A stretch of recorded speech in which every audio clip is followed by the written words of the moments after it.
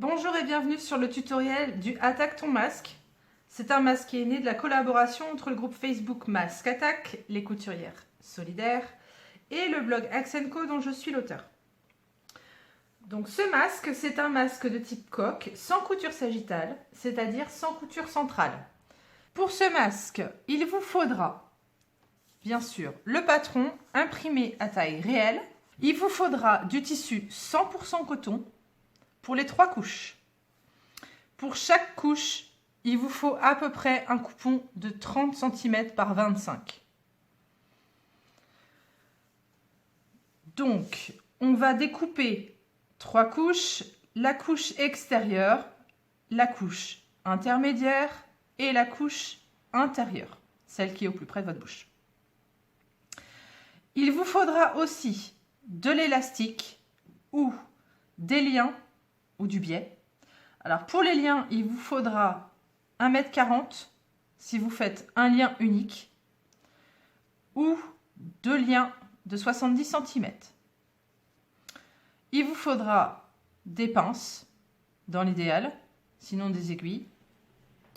Et il vous faudra une épingle à nourrice, histoire de pouvoir passer facilement les liens et les élastiques dans les coulisses qu'on aura créées. Il vous faut bien sûr un ciseau et un crayon, mais ça, je pense que c'est logique. Première chose, déjà, votre tissu, vous le lavez, vous le séchez et vous le repassez à haute température. Vous découpez votre tissu à la taille que vous voulez. Ici, je suis partie sur le modèle femme. Donc, petite explication rapide pour la découpe du tissu. Vous pliez votre tissu en deux dans le droit fil. Pour les couturières, elles sauront. C'est la verticale de votre tissu. Et vous venez poser votre patron sur votre tissu. Vous reportez bien l'écran également. Et vous coupez. Personnellement, je les avais mis en face de l'envers. Personnellement, je les avais mis sur l'envers. Voilà. Et au final, vous vous retrouvez avec une pièce de cette forme.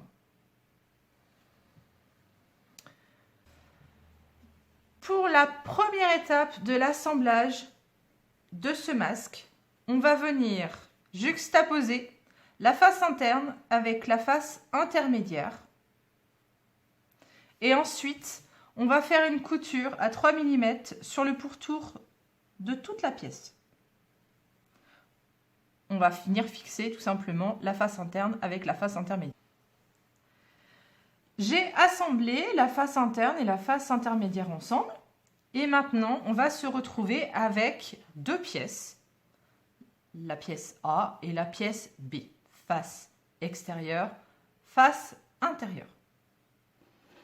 On va venir maintenant créer nos plis sur la face A, la face extérieure, et ensuite sur la face B, la face intérieure.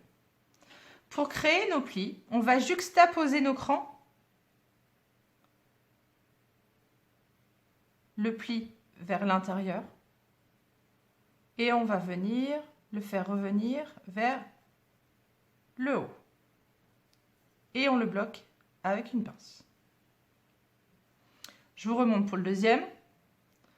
On juxtapose les 2 crans, pli vers l'intérieur. Que je sois bien en face, voilà, et on replie vers l'intérieur et on bloque. Donc on fait la même chose pour l'écran du bas. Donc on juxtapose l'écran et on va venir les plaquer vers le centre du masque. Voilà, je suis bien. Bloc. Pareil pour le deuxième. Donc je suis bien en face.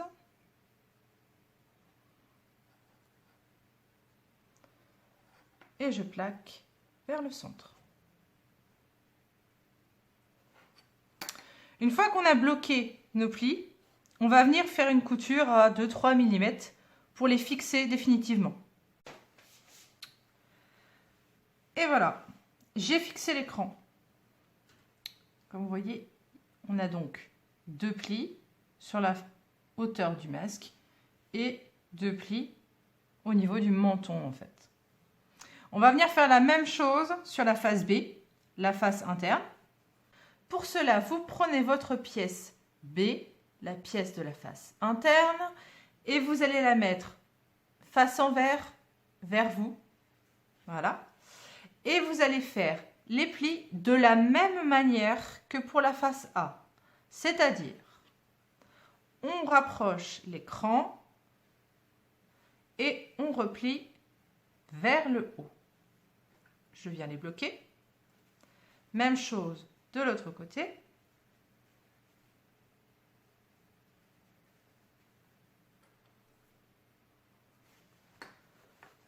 Pour le bas, même chose. Hop.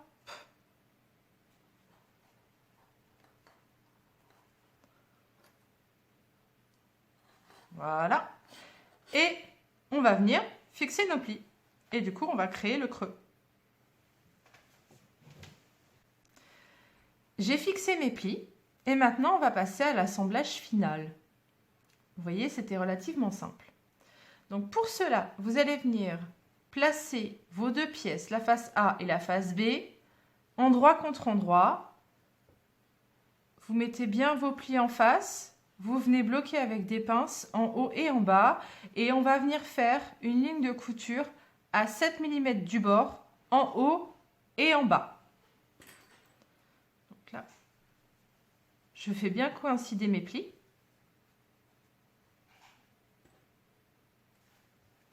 Hop. Je commence d'ailleurs par ça. Je préfère, personnellement. Et ensuite, je pince les angles.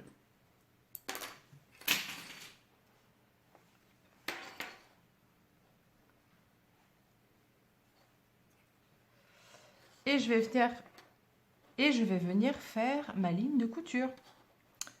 À tout de suite.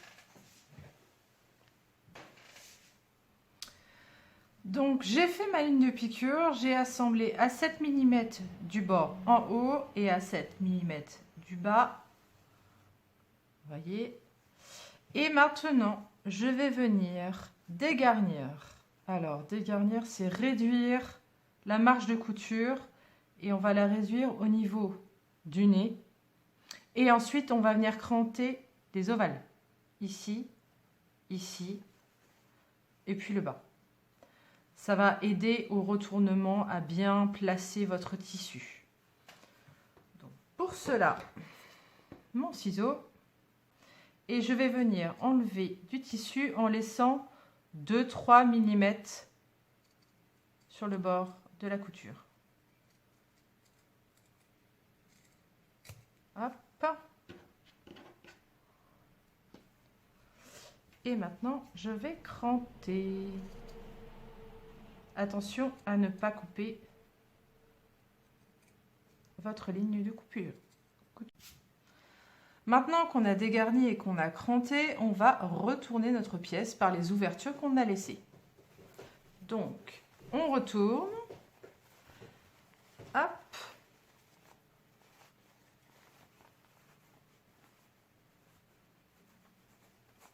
On place bien.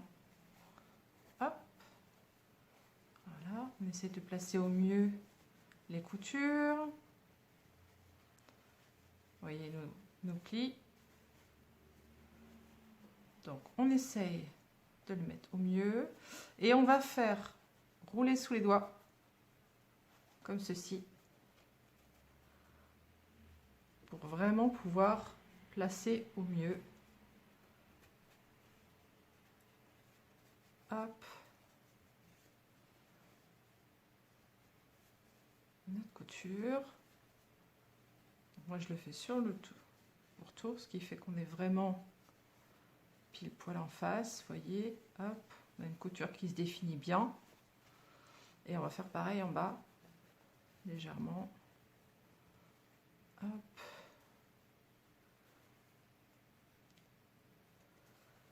Hop. Ici aussi. Une fois que tout est bien placé, on va venir faire une surpiqûre en haut et en bas, sur tout le long de la pièce, pour fixer notre pli. Attention, pour la surpiqûre, je le conseille pour le modèle femme et pour le modèle homme. Évitez pour le modèle enfant parce que l'espace ici est beaucoup plus petit et c'est un peu plus, enfin c'est vraiment compliqué de le faire sur le modèle enfant, je trouve personnellement. Hop, j'y vais. Donc ma surpiqûre est faite. Petit conseil aussi, n'hésitez pas à allonger votre point vu qu'il y a un petit peu plus d'épaisseur, sinon ça risque de réduire votre largeur. Et puis ça sera plus facile. Donc la surpiqûre est faite en haut et en bas. Et maintenant, en fait, ce qu'on va faire, c'est qu'on va venir faire, pour celles qui ont une machine à coudre, un petit point zigzag ici, pour éviter les filouchages. Ou alors, pour celles qui ont une surjeteuse, faites un point de surjet. Voilà. Essayez de le faire le plus petit possible pour celles qui ont une surjeteuse. Donc j'ai terminé mes points zigzags de chaque côté, ça a refermé l'ensemble. Et maintenant on va venir créer nos coulisses. Alors pour créer la coulisse, c'est très simple. Vous retournez sur l'envers, vous repliez et il faut que entre le bord de la coulisse et le pli, il y ait 1,5 cm. Donc moi, je vais revérifier pour bien placer. Voilà. Je suis à 1,5 cm et je vais venir bloquer avec des pinces et je vais faire une ligne de couture à peu près 3-4 mm du bord. Ça correspond à peu près à la largeur de mon zigzag. Voilà. Et on aura ainsi créé la première coulisse et on fera de même de l'autre côté.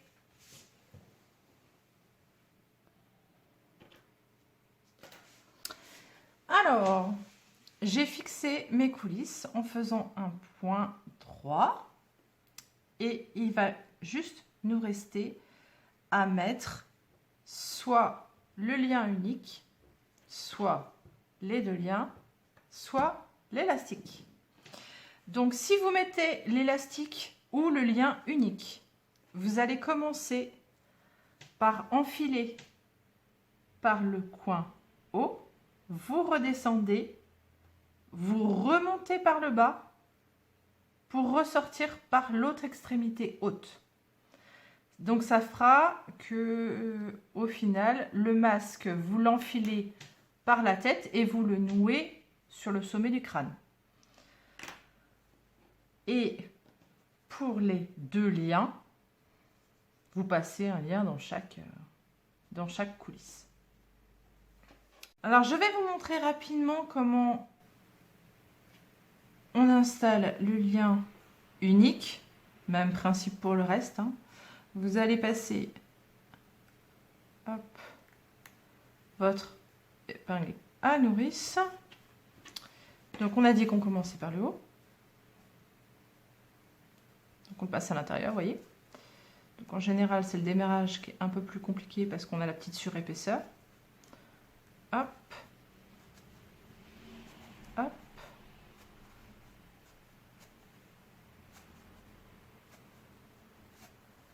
Hop. Et voilà, il est sorti. Donc là, faites bien attention à votre sens de tissu. Si il faut qu'une fois replié, le lien, ça soit comme ça. Donc, que je reprenne bien moi mon lien. Hop. Je dois le placer comme ça.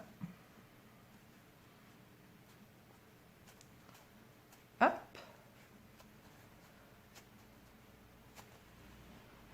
Hop. Vous voyez que ça se passe relativement facilement. Hop. Et voilà.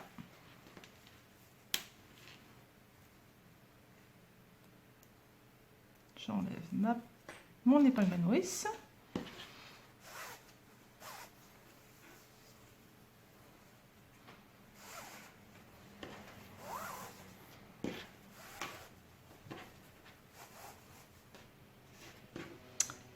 Et voilà. Hop. Le masque est terminé.